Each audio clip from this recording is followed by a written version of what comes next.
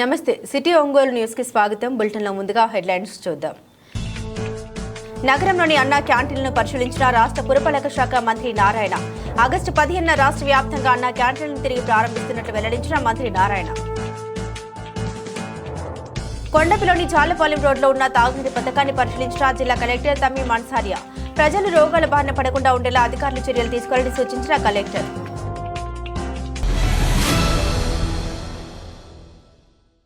ఇక వివరాల్లోకి వెళ్తే ఆగస్టు 15న అన్నా క్యాంటీన్లను రాష్ట్ర ప్రభుత్వం ఆధ్వర్యంలో ప్రారంభించనున్నట్లు పురపాలక శాఖ మంత్రి ఏపీ నారాయణ తెలిపారు. ఒంగోలు నగరం గుంటూరు రోడ్డులోని పోతురాజు కాల్వ, Kurnool road, Kothapatnam bus stand, collectorate ఎదుట ఉన్న అన్న క్యాంటీన్లను ఎమ్మెల్యే దామచర్ల జనార్దన్తో కలిసి ఆయన పరిశీలించారు. ఈ సందర్భంగా మంత్రి మాట్లాడారు. 4 పేదల కడుపు నింపే అన్న క్యాంటీన్లను వైకాపా అధికారంలోకి రాగానే కక్షగట్టి జగన్మోహన్ రెడ్డి మూయించారని విమర్శించారు. పోతురాజు కాల్వ అభివృద్ధికి సంబంధించి సమగ్ర ప్రణాళిక తెప్పించుకుని త్వరలోనే నిధులు కేటాయిస్తామని హామీ ఇచ్చారు. తేదేపా ప్రభుత్వ హయాంలో అమృత్ పథకం కింద తాగునీటి సమస్య పరిష్కరించేందుకు గాను నిధులు తెచ్చి 80% పనులు చేశామని, ఆ తర్వాత అధికారంలోకి వచ్చిన వైకాపా మిగిలిన 20% పూర్తి చేయకుండా వదిలివేయడం దుర్మార్గపు చర్యగా అభివర్ణించారు. అమృత్ 2 పథకం కింద నిధులు వచ్చిన వైకాపా ప్రభుత్వం వినియోగించుకోవడంలో వైఫల్యం చెందిందని ఎద్దేవా చేశారు. టిడ్కో ఇళ్లను పూర్తి చేసి త్వరితగతిన పేదలకు అందించి వారి సొంతింటి కలను నెరవేరుస్తామని తెలిపారు.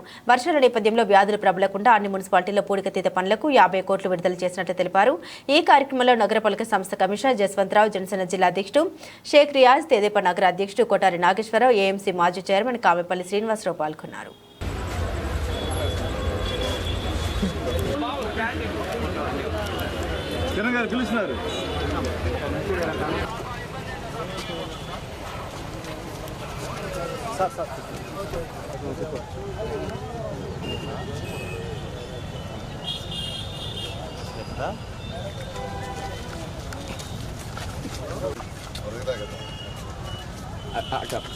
Thank you.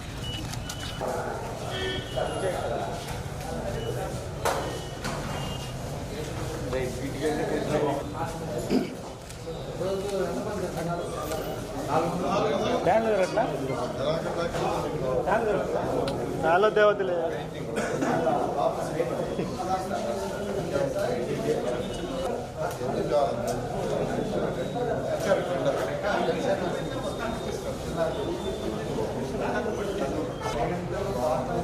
సార్ కన్వెన్ గారు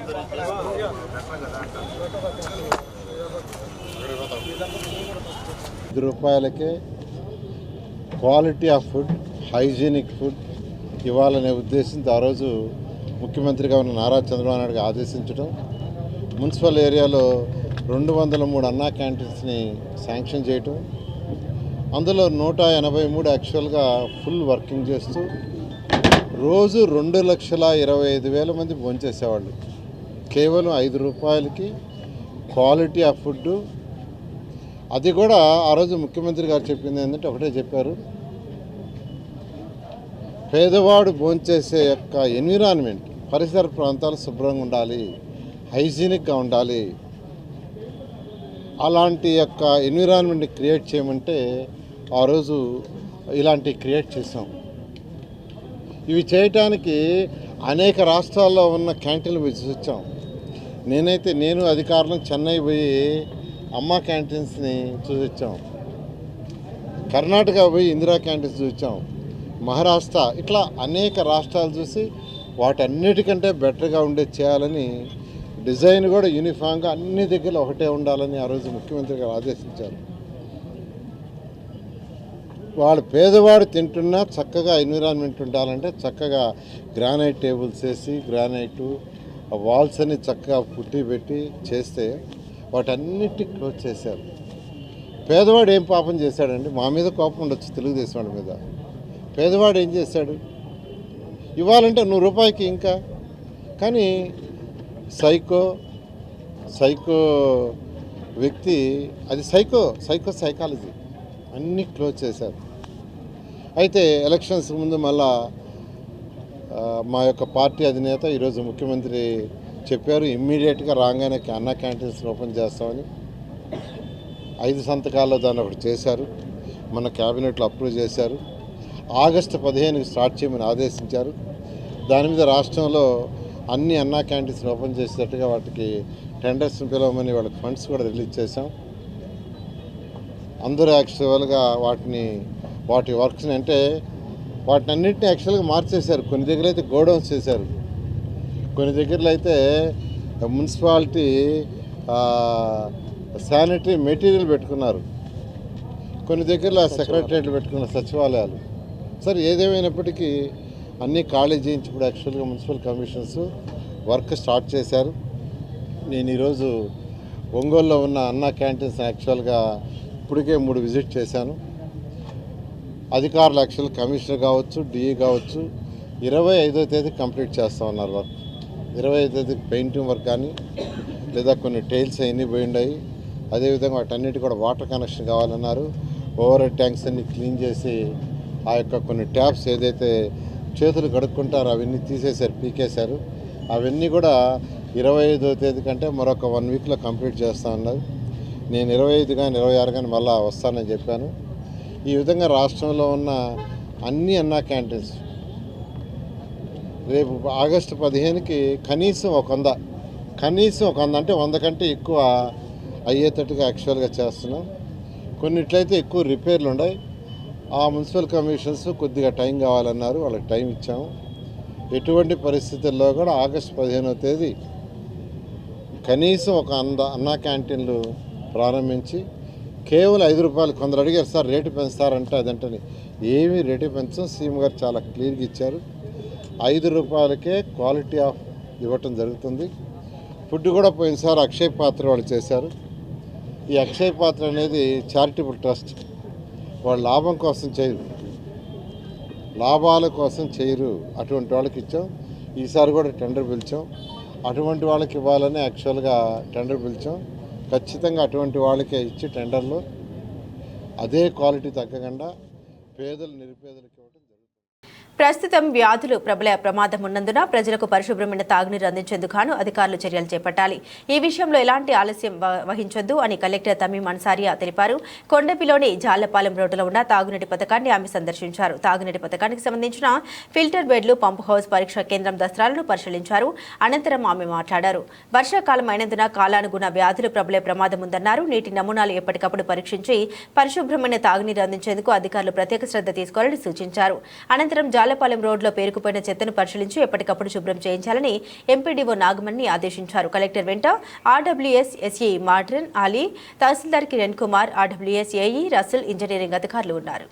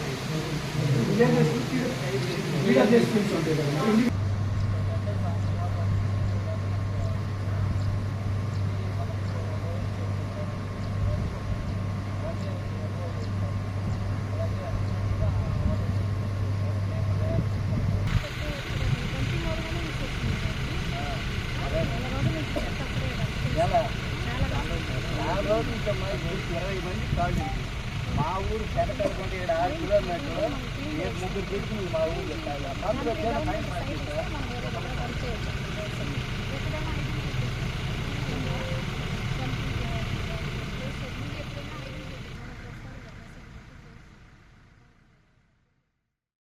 జిల్లాలోని విద్యుత్ పరివర్తకాలు చోరులు ఎక్కువగా చేసుకుంటున్నాయని దీనిపై ప్రత్యేకంగా దృష్టి సారించి నిందితులపై చట్టరీత్యా చర్యలు తీసుకోనున్నట్లు విద్యుత్ శాఖ ఎస్సీ కె విజయ్ సత్యనారాయణ హెచ్చరించారు.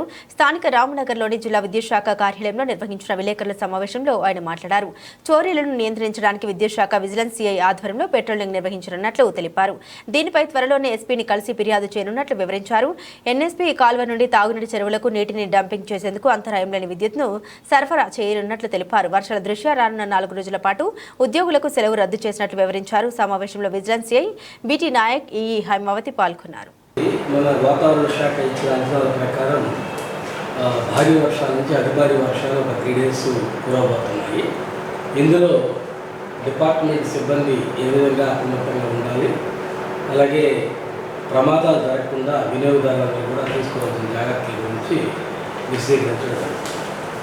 ఇవాళ ఉదయమే మేము టెలికాన్ఫరెన్స్లో అందరు ఆఫీసర్లు కూడా ఈ భారీ వర్షాల నుంచి అతి భారీ వర్షాల వరకు జరిగే దాని మీద ఎట్లా ఉండాలో ఏంటనేది వాళ్ళకి ఇన్స్ట్రక్షన్స్ ఇవ్వడం జరిగింది.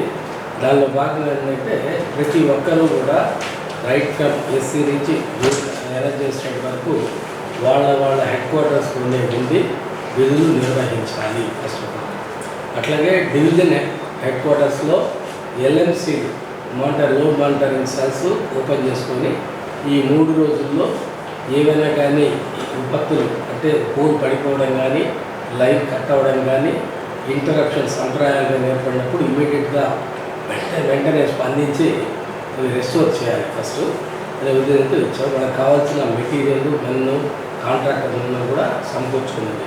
విద్యుత్ ట్రాన్స్ఫార్మర్స్ ఎక్కువగా దొంగతనాలు జరుగుతున్నాయి.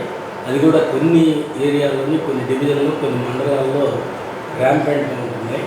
దానివల్ల వాళ్ళకు వచ్చేది ఎక్కువగా రైతులకి ఆ ట్రాన్స్ఫార్మర్ పోవడం వల్ల వాళ్ళ పంటలు ఎండిపోయి లక్షలాది రూపాయలు నష్టపోవడం జరుగుతుంది. వాళ్ళకు వచ్చేది చాలా తక్కువ అమౌంట్, మేజర్ అమౌంట్. రాగి ఒక ట్రాన్స్ఫార్మర్ పాల్గొంటే అనుకుంటే 4,000-5,000 కంటే ఎక్కువ రావాలి రాగి తీగ. సో దానివల్ల ఎందుకు వాళ్ళు చేస్తున్నారో అర్థం కావట్లేదు. కానీ వాళ్ళందరినీ కూడా అప్రమత్తం చేస్తున్నాం. మా స్టాఫ్ అందరూ కూడా అప్రమత్తం చేసి ఏపీటీఎస్ మన స్పెషల్ స్క్వాడ్ ఉంది. పోలీసు ఒక సిఐ గారు, మన సిఐ గారు బిటి నాయక్ గారు, అట్లాగే వారి కింద ఒక 20 మంది జిల్లాలో పనిచేస్తున్నారు. వాళ్ళ సహాయం కూడా తీసుకోమని డిపార్ట్మెంట్ వారికి చెప్పడం జరిగింది. అట్లాగే ఈ దొంగతనాలను అరికట్టకుండా రాత్రిపూట వీళ్ళు స్పెషల్ పెట్రోలింగ్ చేసుకొని కొన్ని ముఖ్యమైన మండలాల్లో లోకల్ పోలీస్ వాళ్ళ సహకారం కూడా తీసుకొని వాళ్ళు అట్లాగే మా ఏపీటీఎస్ పోలీసు వాళ్ళు, డిపార్ట్మెంట్ లైన్మెన్లు వీళ్ళు కలిసి కొన్ని ఏరియాలో గస్తీగా తిరిగి ఈ దొంగతనాలను అరికట్టడానికి మా డిపార్ట్మెంట్ వారికి ఇన్స్ట్రక్షన్స్ ఇవ్వడం జరిగింది. అట్లాగే రైతులందరికీ కూడా ముఖ్య మనం ఏంటంటే ఏ ఏరియాలో పోతున్నాయో వాళ్ళు కూడా అప్రమత్తంగా ఉండి వాళ్ళ ట్రాన్స్ఫార్మర్లని వారి ఇంటిలో వస్తువులు ఎలా అయితే చూసుకుంటారో అదేవిధంగా జాగ్రత్తగా కాపాడుకోవాలని రైతులందరికీ కూడా విన్నవించుకుంటున్నాను. ముఖ్యంగా చూస్తే 21-22లో మనకు కరోనా పీరియడ్ కాబట్టి 57 ట్రాన్స్ఫార్మర్లు జిల్లా మొత్తం మీద దొంగతనం చేయబడింది. అట్లాగే 22-23 వచ్చేటప్పటికి 237 ట్రాన్స్ఫార్మర్లని దొంగతనానికి గురిపడింది. అందులో ముఖ్యంగా మార్కాపురం డివిజన్ పరిధిలోని 142 ట్రాన్స్ఫార్మర్లు దొంగతనం జరిగింది. నెక్స్ట్ దర్శిలో 60 ట్రాన్స్ఫార్మర్లు దొంగతనాలు చోరీ కాబట్టి. అలాగే ఎలక్ట్రికల్ యాక్సిడెంట్లు, వాటి యొక్క నివారణ చర్యలు, చనిపోయినప్పుడు వాళ్ళకి ఏ విధమైన కాంపెన్సేషన్ ఇస్తామనేది ఇప్పుడు క్లియర్గా చెప్పడం జరుగుతుంది. ముఖ్యంగా ఏంటంటే ఎలక్ట్రికల్ యాక్సిడెంట్లు జరగడానికి కారణాలు డిఫరెంట్గా ఉంటాయి. ఎక్కువగా గాలులు వీచేటప్పుడు కానీ, ఉరుములు మెరుపులు వచ్చినప్పుడు కానీ, వర్షాలు పడేటప్పుడు కానీ, చెట్ల కొమ్మలు కరెంట్ తీగలు పడి తెగిపోయి కింద ఉండే మూగజీవాలు కానీ లేకపోతే మనుషుల మీద కానీ పడినప్పుడు జరిగే ప్రమాదాలు ఎక్కువగా జరుగుతుంటాయి. అట్లాగే డిపార్ట్మెంట్ యొక్క నిర్లక్ష్యం కూడా అక్కడక్కడ జరుగుతున్నాయి. అక్కడ జరిగినప్పుడు వాళ్ళ మీద యాక్షన్స్ కూడా తీసుకొని దాదాపు సుమారుగా ఈ గత 3 ఏళ్లలో 26 మంది 27 మందిని సస్పెండ్ చేయడం కూడా జరిగింది. దానికన్నా కూడా ముఖ్యంగా ఏంటంటే ఎవరికి కూడా యాక్సిడెంట్ జరగకుండా ఉండాలనేది విద్యుత్ సంస్థ యొక్క లక్ష్యంగా చేస్తూ వస్తున్నాం.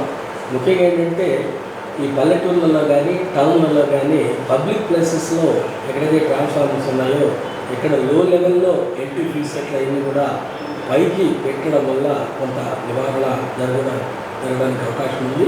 అట్లాగే ఎర్తింగ్ ప్రాపర్గా ఎర్తింగ్ లేకపోయినా కానీ అక్కడ ప్రమాదాలు జరిగే అవకాశం అనేది ఉంటుంది. దానికోసం ప్రజలను అప్రమత్తం చేస్తూ వాళ్ళు తీసుకోవాల్సిన జాగ్రత్తలు, రైతులు ముఖ్యంగా వాళ్ళు కూడా ఇట్లాగే స్టార్టర్స్ వాళ్ళ పొలం దగ్గర ఉండే మోటార్లని ఈ వర్షం పడేటప్పుడు ముట్టుకోవడం వల్ల ఎక్కువ మంది చనిపోవడం జరుగుతుంది. అట్లాగే ఇళ్లలో కూడా తెలియకుండా వాళ్ళు ఫ్యాన్లు రిపేర్ చేసేటప్పుడు, మోటార్లు ఆన్ చేసేటప్పుడు వాళ్ళు తెలియని అన్నెసరీగా ఎవరైతే ఎక్స్పీరియన్స్డ్ ఎలక్ట్రీషియన్స్ కాకుండా చేస్తుంటారో అటువంటి వాళ్ళు ఎక్కువగా దీనికి గురి కాబడుతుంది. వీళ్ళ ఏపీఆర్సీ రెగ్యులేషన్ ప్రకారం మనకి ప్రతి హ్యూమన్ డెత్ కూడా కరెక్ట్గా మనకు డాక్యుమెంట్స్ అన్ని కరెక్ట్ ఉంటే వాళ్ళకు కాంపన్సేషన్ కింద 5 lakh rupees అనేది ఇవ్వడం జరుగుతుంది. అట్లాగే ఎనిమల్స్ కానీ ఈ గేదెలు, బర్రెలు ఏమైనా కానీ చనిపోయినప్పుడు 20,000 రూపాయల నుంచి అత్యధికంగా 1,00,000 రూపాయల వరకు కూడా వాటికి ఇవ్వడం జరుగుతుంది. వీటి స్టాటిస్టిక్స్ కనుక తీసుకున్నట్టయితే మనకు 2021లో సుమారుగా 63 యాక్సిడెంట్స్ జరిగినాయి. 2021లో 31 మంది హ్యూమన్ చనిపోవడం జరిగింది. ఎనిమల్ కూడా 32 ఎనిమల్స్ చనిపోవడం జరిగింది. దీంట్లో 65,75,000 రూపాయల సంవత్సరానికి మనం కాంపన్సేషన్ ఇవ్వడం జరిగింది. అట్లాగే 21, 22 వచ్చేటప్పటికి టోటల్గా కొంత తగ్గినాయి. అవేర్నెస్ పెరగడం వల్ల 35 మరణాలు సంభవించినాయి. దాంట్లో హ్యూమన్స్ 19, ఎనిమల్స్ 16, 35 మరణాలు సంభవించినవి. 40,50,000 రూపాయలు కాంపన్సేషన్ ఇవ్వడం జరిగింది. అట్లాగే నెక్స్ట్ ఇయర్ 22, 23 వచ్చేటప్పటికి 15 హ్యూమన్ చనిపోవడం జరిగింది. 29 ఎనిమల్స్ చనిపోయినాయి. 44 టోటల్గా చనిపోతే 84,60,000. జర్నలిస్టులపైన రాజ్యసభ సభ్యులు విజయసాయిరెడ్డి చేసిన వ్యాఖ్యలను నిరసిస్తూ ఒంగోలు నగరం నందు జర్నలిస్టు సంఘాల ఆధ్వర్యంలో ధర్నా కార్యక్రమం చేపట్టారు. ఏపీడబ్ల్యూజేఎఫ్, ఏపీఈ, జేయూ, ఏపీజేఎఫ్ యూనియన్ల సంయుక్త ఆధ్వర్యంలో కలెక్టర్ కార్యాలయం ఎదుట ధర్నా చేపట్టారు. ఈ కార్యక్రమంలో పలువురు జర్నలిస్టులు పాల్గొని తమ నిరసన తెలియజేశారు. ఈ సందర్భంగా జర్నలిస్టు సంఘాల నాయకులు మాట్లాడారు. ప్రభుత్వానికి ప్రజలకు మధ్య వారధిగా ఉంటున్న విలేకరుల పట్ల విజయసాయిరెడ్డి అనుచిత వ్యాఖ్యలు చేయడం బాధాకరమని తెలిపారు. ఆయన చేసిన వ్యాఖ్యల్ని తక్షణమే ఉపసంహరించుకొని జర్నలిస్టులకు క్షమాపణ చెప్పాలని వారు డిమాండ్ చేశారు. జర్నలిస్టుల రక్షణ కోసం ప్రత్యేక చట్టాలు తీసుకురావాలని కోరారు. ఈ కార్యక్రమంలో జర్నలిస్టు సంఘాల నాయకులు Surya Nageswararao, media cameraman association అధ్యక్షులు Vaartha Nageswararao, Andhra Pradesh editor journalist association రాష్ట్ర అధ్యక్షులు మేకపాటి మాల్యాద్రి, సీనియర్ పాత్రికేయులు పోలవరపు అజయ్ బాబు, టీవీ5 జనార్దన్, పొన్నూరు శ్రీనివాసరావు, దిలీప్, పోలినేని కిరణ్, కూచిపూడి శరత్ బాబు, చెనుబోయిన అశోక్, కోరుకొండ సుబ్బారావు, నిరంజన్ రెడ్డి, P9 శివ, కోటయ్య, వేస్ప వసంత్, జితేంద్ర, PDSU రాష్ట్ర ప్రధాన కార్యదర్శి రాజశేఖర్, యువజన కాంగ్రెస్ రాష్ట్ర నాయకులు శ్రీపతి సతీష్, వార్త సునీల్తో పాటుగా పలువురు జర్నలిస్టులు పాల్గొన్నారు.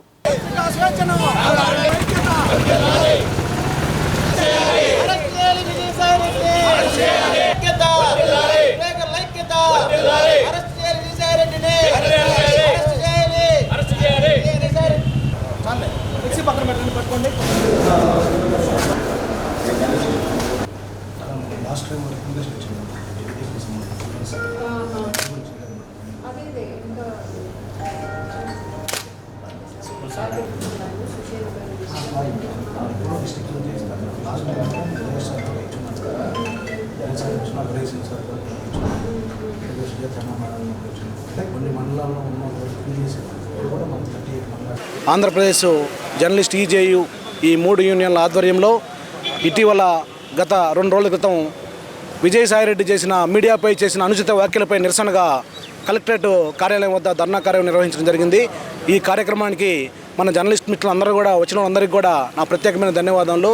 మరి చూస్తూ ఉన్నాం, విజయసాయిరెడ్డి గారు ఆయన పెద్దలు, ఆడిటర్ గారు చాలా గొప్ప వ్యక్తి అని మనందరం ఇప్పుడు దాకా అనుకుంటా ఉన్నాం. నిన్న చూసిన తర్వాత ఇంత దుర్మార్గంగా మాట్లాడుతూ వాడు వీడు అంటూ ఆయన మాట్లాడుతూ ఉన్నాడు. అయ్యా విజయసాయిరెడ్డి గారు, మాకు కూడా అంటాము పెద్ద 2 నిమిషం సెకండ్ కూడా పట్టదు. మేమందరం కూడా క్రమశిక్షణ కలిగిన జర్నలిస్టులము, క్రమశిక్షణతో మెలిగి ఉన్నాం కాబట్టి మిమ్మల్ని అనట్లేదు. ఎందుకంటే వాడున్నాడు వీడున్నాడు ఆ ఛానళ్ళ మీద యాజమాన్యాలను వాళ్ళ సంగతి చూస్తాను. ఏం చూస్తావా నీ సంగతి నువ్వు చూసుకో. నువ్వేం చూస్తావా? ఆ రాష్ట్రాన్ని 5 సంవత్సరాలు బస్టు పట్టించి సర్వనాశనం చేసింది కాక మళ్ళీ ఇప్పుడు మీడియాపై నువ్వు చేసిన తప్పుకి నువ్వు దాన్ని సరిదిద్దుకోకుండా మీడియా మీద పడతావేంటి? మీడియా అంటే ఇంత సులకనగా ఉందా నీకు? నువ్వేమనుకుంటున్నావు? నీ ఇష్టం. ఇంకొకసారి వాడు గీడు అని మాట్లాడావంటే మాత్రం కబడ్దార్, నువ్వు ఎక్కడున్నా కూడా నీ ఇంటిని ముట్టడిస్తాం. రాష్ట్ర వ్యాప్తంగా ఆందోళన దిగైనా కూడా ఇది ఎంత పెద్ద ఉద్యమైనా చేస్తాం. కానీ నీ మాటలను వెనక్కి తీసుకొని జర్నలిస్టులకి తక్షణమే యాజమాన్యాలకు కూడా క్షమాపణ చెప్పాలని మేమందరం కూడా జర్నలిస్టు తరఫున డిమాండ్ చేస్తూ ఉన్నాం. ఇంకోటి కూడా చూస్తూ ఉన్నాం, రాష్ట్రంలో భౌతికంగా జర్నలిస్టుల మీద గత ప్రభుత్వ హయాంలో ఎన్నో దాడులు జరిగి ఉన్నాయి. మీలాగా ఈ దాడులు చేయడానికి ఎవరు దాడులు చేస్తూ ఉంటే చూస్తూ ఊరుకోము.